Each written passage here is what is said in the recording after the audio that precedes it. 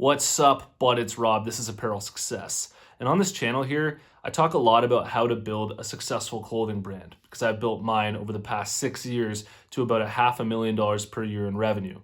And in this video here, what I want to talk to you about is whether or not you should get into a partnership while growing your clothing brand or whether you should stick it out and do this solo. There's a lot of little nuances to know here that are extremely important for you to know. Whether you have a partner, you don't have a partner, or you're thinking about starting one with a partner or not, this video is really going to help you know which direction you should go in. So here it is.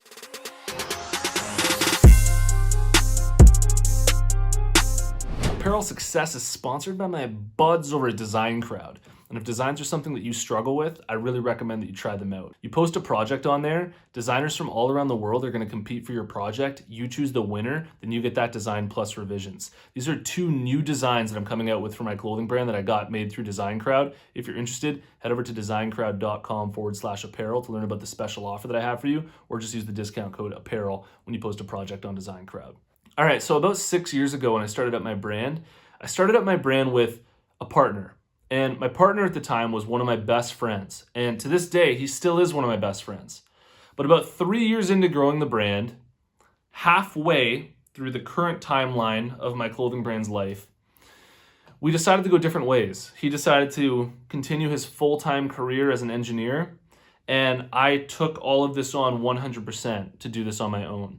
And the reason why I wanted to make this video for you that I think is going to really be super important is that the only time I believe anybody should get into a partnership growing a clothing brand is if all the stars align, and I'm going to talk in a second about what that means, and having the absolute perfect compatibility and the perfect situation. And I know exactly what that looks like now in hindsight, only after having gone through this experience. So there are 2 very, very, very, very important things that need to line up for you and your partner in order for you to want to continue with this and for it to really work out for you. The first component in all of this is that your skill sets should really complement each other. So one of you should be the creative guy, the artsy guy, the dude who's doing the website, making all the designs, working Photoshop, working social media, doing all that creative stuff. The other guy should then be able to handle all the logistical stuff. Inventory management, ordering the products, sourcing, things like that aren't as explosively creative, where your thoughts are all over the place, but where you're a little bit more conscientious, focused, less creative, so that you can really focus on what you're doing and keep everything organized. That keeps the other guy in check, and then you can handle all of your creative ideas if that's the side that you want to take on. And honestly, in my old partnership, this is the one area that was actually pretty aligned with me and my partner. Like, I brought the creative side. That's what I did. I was the designer, editor, website guy, social media guy, and he handled all the inventory management, the accounting, things like that. So it actually worked out well in that component. The area that we weren't as aligned in, and this is the most important area in my opinion, we're going to go a little bit a layer deep here. We're going to go a layer deeper here is what I was trying to say, is that you should both be equally desperate to change your life situation and to make this work. Desperate is the right word here.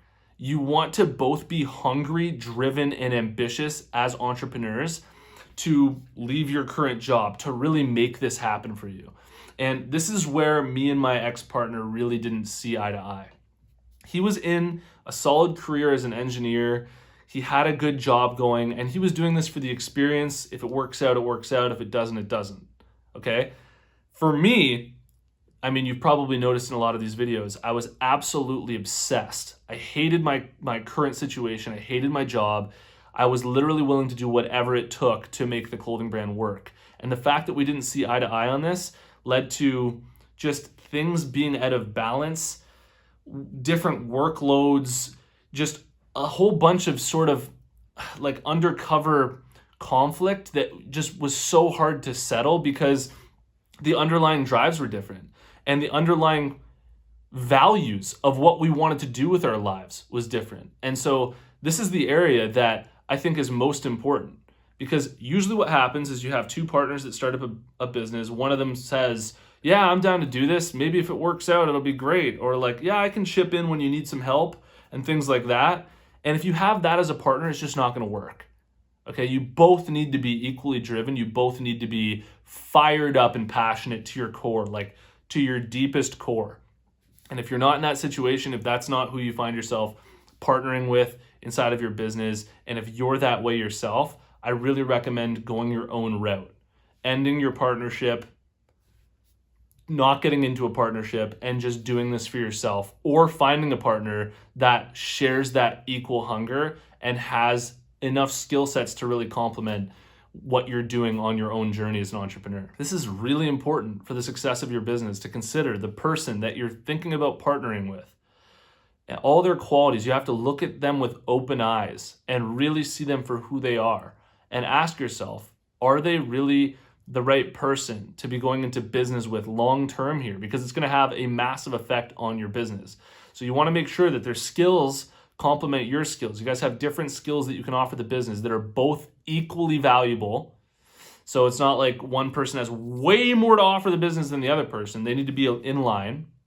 And then you also want to make sure that your passion for entrepreneurship is equivalent. This is so unbelievably vital. Have those skill sets complement each other. There's a quote in Bad Boys 2 where he says, you know that spiritual shit my partner's on? I actually prefer killing mother. Okay, and the reason why that's such a good quote here is because one of them's the spiritual guy, one of them's the killer, and they're both offering different things to the partnership, right? But yet they're equally passionate. That's why it works. And it's a ridiculous example here, but through firsthand experience, I've learned that that's something so unbelievably important to know. It saves a lot of heartache. It can be really hard ending things with a partner in business. Thank God, me and my partner at the time were both mature about it, and we handled it very, very well, like adults, and we're still like best friends. But I think that that's very rare that happens. And if you can avoid going through that conflict later on and wasting years sort of being in a partnership that's not working out, then I really hope that this video helps. And to add on here, if you're in a situation where you're solely running your brand, but you're also realizing that you don't have some of the skill sets that you wish you had, and you're thinking about bringing a partner into your brand, I honestly think that the best way to move forward here is to just outsource those tasks, to pay for them, rather than give up equity in your company and make them full-blown partners.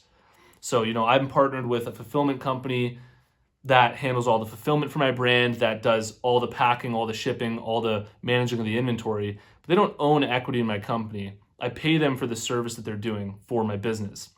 We're still in partnership as companies, but it's much more manageable because it's much more transactional and it's way less sort of engulfing inside of the brand itself.